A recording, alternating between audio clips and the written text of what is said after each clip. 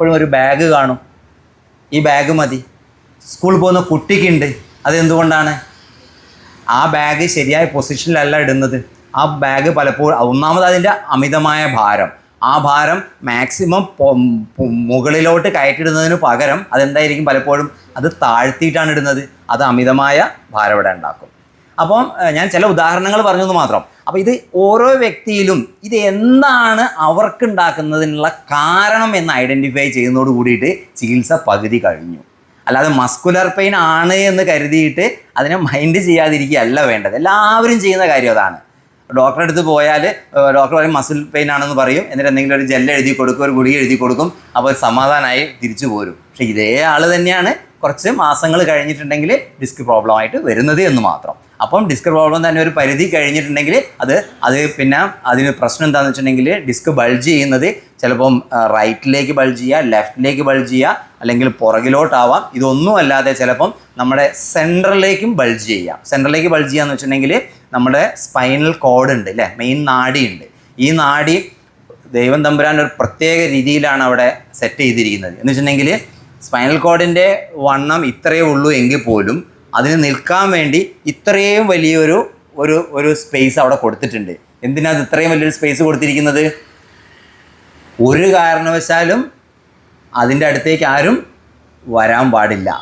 അത് high volt നമ്മൾ 110 kV പോകുന്നില്ലേ, അതേപോലുള്ള സാധനമാണ്. ഒരു കാരണവശാലും അവിടേക്ക് ഒരു സാധനം വരാൻ പാടില്ല. അത്രയും വെൽ പ്രൊട്ടക്റ്റഡ് ആണത്. ഈ ഡിസ്ക് അങ്ങോട്ട് പോവാം, തള്ളാം. അതൊക്കെയാണ് അതിൽ ശ്രദ്ധിക്കേണ്ട കാര്യങ്ങൾ. അപ്പോൾ ഇതൊക്കെ തുടക്കത്തിലേ പരിഹരിക്കാവുന്നതേ ഉള്ളൂ. ഞാനിപ്പോൾ കഴുത്തിന് പറഞ്ഞ ഇതേ കാര്യം തന്നെയാണ് നടുവിനും വരുന്നത്. നടുവേദന ഇല്ലാത്ത ആരെങ്കിലും ഈ കൂട്ടത്തിലുണ്ടോ? അല്ലെങ്കിൽ ഒരിക്കലെങ്കിലും നടുവേദന വരാത്ത ആരെങ്കിലും ഈ കൂട്ടത്തിലുണ്ടോ? ഇനി വന്നിട്ടില്ലെങ്കിൽ ഉടനെ തന്നെ വരും. കാരണം ഒരാളും ഇവിടെ നേരെ ഇരിക്കുന്നത് ഞാൻ കാണുന്നില്ല. കാരണം നമ്മുടെ സ്പൈനിന് ഒരു പ്രത്യേക ആകൃതിയുണ്ട്. ആ ആകൃതി നമ്മൾ ഉറങ്ങുമ്പോഴും ഉണർന്നിരിക്കുമ്പോഴും കൊണ്ട് നടക്കാൻ ബാധ്യസ്ഥരാണ്. എന്താണ് ആ ആകൃതി? ഒരു 1 എന്ന് എഴുതിയതുപോലെയാണോ സ്പൈനിൻ്റെ ആകൃതി? അല്ല, അതിങ്ങനെ ഒഴുകി ഒഴുകി ഒഴുകി ഒഴുകി ഒരു 4-5 കർവാണ്.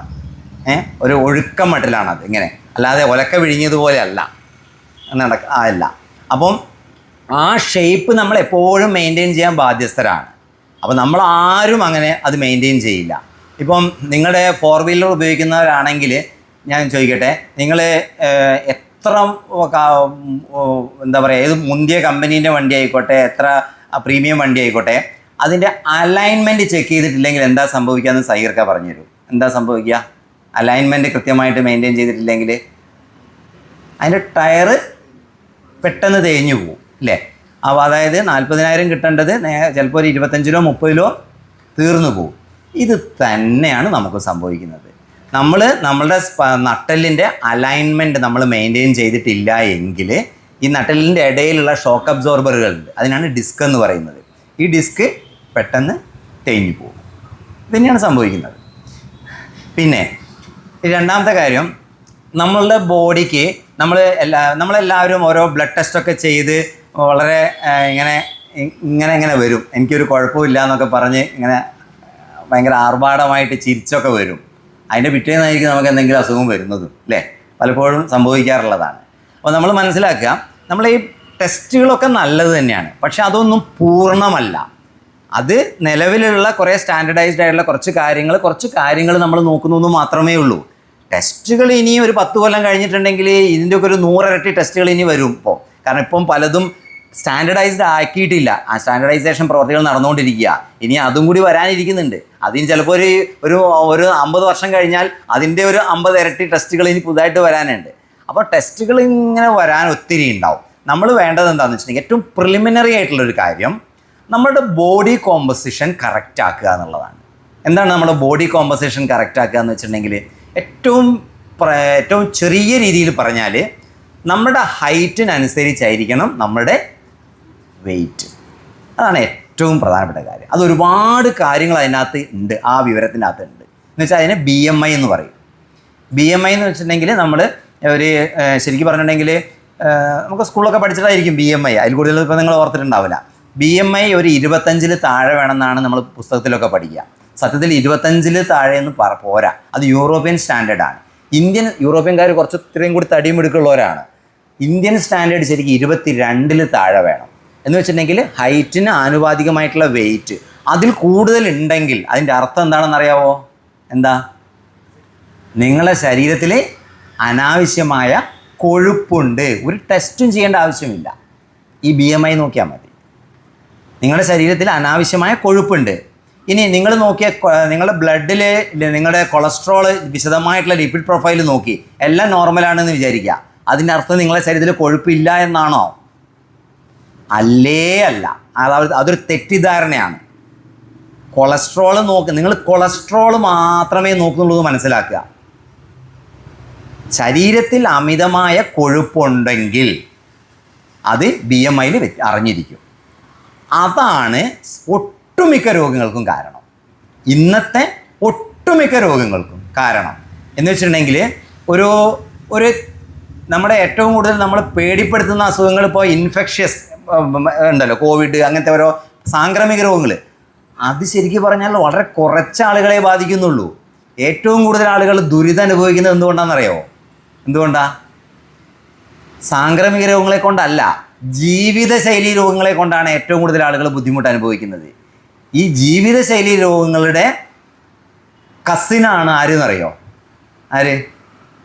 അമിതമായ കൊഴുപ്പ് ശരീരത്തിൽ. അതാണ് എല്ലാ രോഗങ്ങളുടെയും അതറിയണമെങ്കിൽ, ഈ പറഞ്ഞ രോഗങ്ങൾ വരാൻ പോകുന്നതെന്ന് അറിയണമെങ്കിൽ ഏറ്റവും സിമ്പിളായിട്ടുള്ള കാര്യം BMI നോക്കിയാൽ മതി. എന്ന് വെച്ചാൽ ഹൈറ്റിനനുസരിച്ചാണോ വെയിറ്റ് എന്നുള്ളത്. അതിനൊരു ഫോർമുലയൊക്കെ ഉണ്ട്. ഞാൻ വേണമെങ്കിൽ സിമ്പിളായിട്ട് മറ്റൊരു രീതിയിൽ വേണമെങ്കിൽ അറിയാനുള്ളൊരു വഴി പറഞ്ഞു തരാം. അതായത് നിങ്ങളുടെ ടോട്ടൽ ഹൈറ്റിൽ നിന്ന് 110, ശരിക്കും പറഞ്ഞാൽ 100 കിഴിച്ചാൽ കിട്ടുന്നതാണ് നിങ്ങളുടെ വെയിറ്റ് എന്ന് പറയും. പക്ഷേ ഇന്ത്യൻ സ്റ്റാൻഡേർഡിൽ ശരിക്കും വേണ്ടത് നിങ്ങളുടെ ഹൈറ്റിൽ നിന്നും 110 കിഴിച്ചാൽ കിട്ടേണ്ടതാണ്. അതായിരിക്കണം നിങ്ങളുടെ വെയിറ്റ്. അപ്പോൾ അതിനനുസരിച്ചിട്ടാണ് നിങ്ങളെ ഓവർ വെയിറ്റ് ആണോ, അതിനടുത്ത സ്റ്റേജാണോ ഒബേസിറ്റി 1, ഒബേസിറ്റി 2, ഒബേസിറ്റി 3 എന്നൊക്കെ പറയുന്നത്. അപ്പോൾ ഇന്നിപ്പോൾ എല്ലാവരെയും നോക്കിയിട്ടുണ്ടെങ്കിലും ഫാറ്റി ലിവർ ഉള്ളവരാണ്. അപ്പോൾ ഗ്രേഡ് 1 ഫാറ്റി ലിവർ കുഴപ്പമില്ല എന്നാണ് പറയുക. എന്തുകൊണ്ടാണ് കുഴപ്പമില്ല എന്ന് പറയുന്നത്? എല്ലാവർക്കും ഇതുണ്ട്, അതുകൊണ്ട്. അതിൻ്റെ അർത്ഥം ഗ്രേഡ് ഫാറ്റി ലിവർ കുഴപ്പമില്ല എന്നാണോ? അല്ല, എല്ലാവർക്കും ഉള്ളതുകൊണ്ട് കുഴപ്പമില്ല. പക്ഷെ ഒരു കാര്യം മനസ്സിലാക്കുക, ഗ്രേഡ് 1 എന്ന് പറഞ്ഞാൽ 6%, ലിവറിൻ്റെ 6% മുതൽ 33% വരെ അവിടെ ഫാറ്റ് അടിഞ്ഞാലും എന്താണ്? ഗ്രേഡ് 1 ആണ്. 6% ഫാറ്റ് ഉള്ളവനെ എന്താ പറയുകയാണ്? ഗ്രേഡ് 1 എന്ന് പറയും. 33% ഉള്ളവനെ എന്താ പറയുകയാണ്? ഗ്രേഡ് 1 എന്നാണ് പറയുക. അത് മനസ്സിലാക്കിയാൽ മതി. അപ്പം അതേപോലെ തന്നെയാണ് ഗ്രേഡ് 2. അപ്പോൾ ഇതൊക്കെയാണ് ഇന്നിപ്പോൾ ഒരുപാട് രോഗങ്ങൾക്ക് കാരണം. അപ്പോൾ എന്നോട് നിങ്ങൾ പറഞ്ഞത് ആയുർവേദത്തിൻ്റെ സാധ്യതകൾ എന്താണെന്ന് പറയാനാണ് പറഞ്ഞത്. ഞാൻ ഇതൊക്കെ പറഞ്ഞത് എന്തിനാണെന്ന് വെച്ചിട്ടുണ്ടെങ്കിൽ, ഇപ്പോൾ ആളുകൾക്ക് ഇതൊക്കെ എന്താട്ടെ, എന്തും ആയിക്കൊള്ളട്ടെ, ഒരു ഗുളിക കൊണ്ട് കാര്യം സാധിക്കുമോ? അത് മതി, വേറെ ഒന്നിനും വയ്യ. ഓക്കെ. അപ്പം ഞാൻ എൻ്റെ അടുത്ത് വരുന്ന, എനിക്ക് ഒരുപാട് ഡയബറ്റിക് പേഷ്യൻസ് ഉണ്ട്, കൊളസ്ട്രോളിൻ്റെ പേഷ്യൻസ് ഉണ്ട്, BP-ക്കുള്ള പേഷ്യൻസ് ഉണ്ട്, ഓവർ വെയ്റ്റ് ഉള്ളവരുണ്ട്, ഹാർട്ട് പേഷ്യൻസ് ഒക്കെ ഉണ്ട്. ഞാൻ ആരെയെ ചികിത്സിക്കുള്ളൂ എന്നറിയോ? അലോപ്പതി കഴിക്കാൻ താല്പര്യമില്ല, എന്നാൽ അതിനൊരു ആയുർവേദ മരുന്ന് എന്ന് വരുന്നവരെ ഞാൻ പ്രോത്സാഹിപ്പിക്കാറില്ല. ഞാൻ തുറന്നു പറയാണ്, അങ്ങനെയുള്ളവരെ പ്രോത്സാഹിപ്പിക്കാറില്ല. കാരണം അലോപ്പതിക്ക് പകരം ഒരു മരുന്ന്, ആയുർവേദ മരുന്ന് എന്നുള്ളതാവരുത് സമീപനം. ഞാൻ എന്താണ് പറയാൻ വന്നത്? ഇതിൻ്റെ കാരണത്തെ പരിഹരിക്കാൻ, അതെന്താണെന്ന് മനസ്സിലാക്കാനും അത് പരിഹരിക്കാനും ഒരു മനസ്ഥിതി, ഒരു തീരുമാനം എടുക്കാനുള്ള കഴിവ്, അത് തുറന്നു കൊണ്ടുപോകാനുള്ള ഒരു കഴിവ്, അതിൻ്റെ കൂടെ ആയുർവേദ മരുന്നുകളും ഉണ്ടെങ്കിൽ മിറാക്കിൾസ് ഉണ്ടാക്കാൻ പറ്റും. നമുക്ക് ഈ കൊഴുപ്പുകൾ കുറയ്ക്കാൻ പറ്റും. ഫാറ്റി ലിവർ വെറും 90 ദിവസം മതി. വെറും 90 ദിവസം ഫാറ്റി ലിവർ ഗ്രേഡ് 2 ഉള്ളത് ഗ്രേഡ് 0 ആക്കും. ഞാൻ വെറുതെ പറയില്ല. ഇനി എന്താ പറയുക, തെളിവുണ്ടോ എന്ന് ചോദിച്ചിട്ടുണ്ടെങ്കിൽ ചോദിക്കണം നിങ്ങൾ, തെളിവും ഞാൻ തരും. ഓക്കെ. അപ്പോൾ ഞാൻ പറഞ്ഞു വരുന്നത്, ഈ ഡിസ്കിൻ്റെ പ്രശ്നത്തിൽ നിന്നായിരുന്നു വന്നത്. ഞാൻ അധികം സമയം എടുക്കുന്നില്ല, 5 മിനിറ്റ് എടുത്തോടെ. ഓക്കെ. അപ്പോൾ നമ്മൾ ഡിസ്കിൻ്റെ പ്രശ്നത്തിൽ നിന്നാണ് തുടങ്ങിയത്. കാരണം ഡിസ്കിൻ്റെ പ്രശ്നമില്ലാത്ത എല്ലാ പ്രായക്കാർക്കും ഒന്ന് ഡിസ്കിൻ്റെ പ്രശ്നമുണ്ട്. അതിൻ്റെ കാരണം എന്താണെന്ന് വെച്ചിട്ടുണ്ടെങ്കിൽ ഡിസ്കിന് നേരത്തെ തേയ്മാനം വരുന്നു എന്നുള്ളതാണ് കാര്യം. ഡിസ്ക് തള്ളുന്നതിൻ്റെ കാരണം എന്താണ്? തേയ്മാനം നേരത്തെ തുടങ്ങുന്നുള്ളതാണ്. നിങ്ങൾക്കറിയോ പലപ്പോഴും പല പേഷ്യൻറ്റും എങ്ങനെയാണ് പെട്ടെന്ന് നടുവേദന വരുന്നതെന്ന്? എല്ലാവരും എന്താ മറ്റേ ചാക്കെടുത്ത് പൊന്തിച്ചിട്ടാണോ? അല്ല.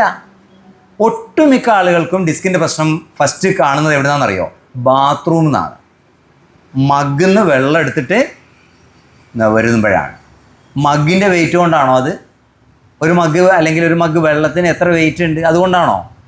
അതൊരു നിമിത്തം മാത്രമാണ്. നിമിത്തം എന്ന് വെച്ചിട്ടുണ്ടെങ്കിൽ എന്താ പറയുക, നമ്മൾ എന്താ പറയില്ലേ, മോങ്ങാൻ നിൽക്കുന്ന നായിൻ്റെ തലയിൽ തേങ്ങ വീണു എന്ന് പറയുന്നത് പോലെ കുറേ ആഴ്ചകളോ മാസങ്ങളോ വർഷങ്ങളോ ആയിട്ട് അവരുടെ ഡിസ്കിന് അവിടെ ഡ്രൈ ആയിക്കൊണ്ടിരിക്കുകയാണ്. ആ ഡിസ്ക് ഡ്രൈ ആവുക, ഡിസ്ക് ഡെസിക്കേഷൻ എന്നാണ് അതിന്. MRI ഒക്കെ എടുത്താൽ അതിനകത്ത് വാക്കുകൾ ഏതെങ്കിലും MRI ഒക്കെ കണ്ടെങ്കിൽ വായിച്ചു നോക്കണേ. ഡിസ്ക് ഡെസിക്കേഷൻ എന്നാണ് അതിനകത്ത് ഉണ്ടാവുക. എന്താ സംഭവിക്കുന്നത്? ഡ്രൈ ആയി പോവാണ്. എന്ന് വെച്ചാൽ ഡിസ്കിന് തേയ്മാനം വന്ന് തുടങ്ങുകയാണ്. ഡിസ്ക് എന്ന് പറഞ്ഞാൽ ഒന്നുമല്ല, ഒരു കോംപ്ലിക്കേറ്റഡ് സ്ട്രക്ചർ ഒന്നുമല്ല. നിങ്ങൾ കുറച്ച് പേസ്റ്റ് എടുത്തിട്ട് ഒരു പുറത്ത് ട്യൂബിൽ നിന്ന് പുറത്തെടുത്ത് അവിടെ വെക്കുക. നിങ്ങൾ പിറ്റേന്നോ അല്ലെങ്കിൽ 2 ദിവസം കഴിഞ്ഞിട്ടോ ആ പേസ്റ്റിന് എന്താ സംഭവിക്കാമെന്നൊന്ന് നോക്കിക്കോളൂ. എന്താ പേസ്റ്റ്? അത് ഡ്രൈ ആയി പോവും ഇല്ലേ? ഇതുപോലുള്ളൊരു സ്ട്രക്ചറാണ് നമ്മളുടെ ഡിസ്കും. ഡിസ്കിന് 2 പാർട്ടേ ഉള്ളൂ. അതായത് നടുക്ക് ഈ കോൾഗേറ്റോ അല്ലെങ്കിൽ പെപ്സോഡ് പോലെയുള്ളൊരു ജെല്ലി ടൈപ്പ് പാർട്ടും അതിനെ കവർ ചെയ്തുകൊണ്ട് നമ്മൾ തലയിലൊക്കെ തെരിക വെക്കുന്നില്ലേ, അതേപോലെയുള്ള ചില ഫൈബറും. ഇത്രയേ ഉള്ളൂ ഡിസ്ക് എന്ന് പറഞ്ഞാൽ. അതിന് സ്വന്തമായിട്ട് ബ്ലഡ് വെസൽ പോലും ഇല്ല. ഓക്കെ. അപ്പം പിന്നെ ഇത് എങ്ങനെയാണ് അത് സർവൈവ് ചെയ്യുന്നത്? അത് ചേർന്ന് നിൽക്കുന്ന നമ്മളെ നട്ടലിൻ്റെ പ്രതലുണ്ടല്ലോ, അതിൽ നിന്നാണ് അതിന് പോഷണം കിട്ടുന്നത്. അപ്പോൾ ശരിക്കും പറഞ്ഞാൽ നമ്മൾ അത്രയും നന്നായിട്ട് ഡിസ്കിനെ കെയർ ചെയ്താൽ മാത്രമേ അത് ആരോഗ്യത്തോടു കൂടി ഇരിക്കുള്ളൂ. അപ്പോൾ ഏതൊക്കെ രീതിയിൽ നമ്മളതിനെ ബുദ്ധിമുട്ടിക്കാമോ ആ രീതിയിലെല്ലാം നമ്മളതിനെ ബുദ്ധിമുട്ടിക്കുന്നുണ്ട്. എന്ന് വെച്ചിട്ടുണ്ടെങ്കിൽ ഡിസ്കിലേക്ക് നന്നായിട്ട് പോഷണം കിട്ടണമെങ്കിൽ നമ്മുടെ എല്ലുകൾ സ്ട്രോങ് ആവണം. എല്ലിലേക്ക് നന്നായിട്ട് ബ്ലഡ് സപ്ലൈ വരണം. എല്ലിലേക്ക് ബ്ലഡ് സപ്ലൈ വരണമെങ്കിൽ നമ്മൾ എന്ത് ചെയ്യണം? നമ്മുടെ പേശികൾ നമ്മൾ നന്നായി പ്രവർത്തിപ്പിക്കണം. എങ്കിൽ മാത്രമേ എല്ലിലേക്ക് രക്തോട്ടം ശരിക്കും നടക്കുള്ളൂ. പേശികൾ നന്നായി പ്രവർത്തിപ്പിക്കുക എന്ന് പറഞ്ഞാൽ എന്താണ്? എക്സസൈസ് ചെയ്യണം. ഇനി പ്രമേഹത്തിൽ എന്തിനാണ് എക്സസൈസ് ചെയ്യുന്നത്? പ്രമേഹത്തിൽ സംഭവിക്കുന്നത് തന്നെയാണ്. നമ്മളെ ബ്ലഡിൽ ഗ്ലൂക്കോസ് ഇഷ്ടംപോലെ ഉണ്ട്, ആവശ്യത്തിലധികമുണ്ട്. ഈ ഗ്ലൂക്കോസിൻ്റെ പണിയെടുക്കാൻ പറ്റുന്നില്ല. ഇതാണ് സംഭവിക്കുന്നത്. ഗ്ലൂക്കോസിനെ ആരെങ്കിലുമൊക്കെ ഉപയോഗിച്ച് തീർക്കണം. ആരും ഉപയോഗിക്കുന്നില്ല. അതാണ് ഡയബറ്റീസിന് സംഭവിക്കുന്നത്. ഉപയോഗിച്ച് തീർക്കാതെ ആർക്കും വേണ്ടാഞ്ഞിട്ടാണോ? അല്ല, എവിടെയോ ഒരു തടസ്സം. ഏറ്റവും കൂടുതൽ ഉപയോഗിക്കുന്നത് മാംസപേശികളാണ്. ഈ പേശികളെ ഗ്ലൂക്കോസിന് മാംസപേശികളുടെ ഈ കോശങ്ങളിലേക്ക് ഉള്ളിലേക്ക് കടക്കുന്നതിന് ഉപയോഗിക്കുന്ന ഒരു താക്കോലുണ്ട്. ആ താക്കോലിൻ്റെ പേരാണ് ഇൻസുലിൻ എന്ന് പറയുന്ന ഹോർമോൺ. ഈ ഇൻസുലിൻ എന്ന് പറഞ്ഞ ഹോർമോൺ ഒരു ഇത്തിരി തകരാറ് സംഭവിക്കുകയാണ് ഡയബറ്റീസിൽ നടക്കുന്നത്. അപ്പം നിങ്ങളൊരു മെറ്റ്ഫോർമിൻ എന്ന് പറഞ്ഞ ഡയബറ്റീസിൻ്റെ ഗുളിക കഴിക്കുമ്പോൾ സംഭവിക്കുന്നത് എന്താണ്? ഈ താക്കോലൊന്ന് ഉഷാറാവും. അപ്പം ഗ്ലൂക്കോസ് കോശങ്ങളിലേക്ക് കടക്കും. പക്ഷേ അത് സ്ഥിരമായിട്ട് അവിടെ ഇങ്ങനെ പോളിഷ് ചെയ്യാനുള്ളൊരു സംവിധാനം നിങ്ങൾ ഒരു നേരം കഴിച്ച ഗുളികയ്ക്ക് ഇല്ല. ഏതാനും മണിക്കൂറുകളെ അതിനെ കഴിവുള്ളൂ. അതുകൊണ്ടാണ് ആ മണിക്കൂറിൻ്റെ കാലാവധി കഴിഞ്ഞാൽ നിങ്ങൾ അടുത്ത ഗുളിക കഴിക്കാൻ പറയുന്നത്. അപ്പോൾ ഡോക്ടർ ഗുളിക കഴിക്കാത്തതിന് നിങ്ങളെ ചീത്ത പറയുന്നത് നിങ്ങളോടുള്ള സ്നേഹം കൊണ്ട് മാത്രമാണെന്ന് വിചാരിക്കേണ്ട.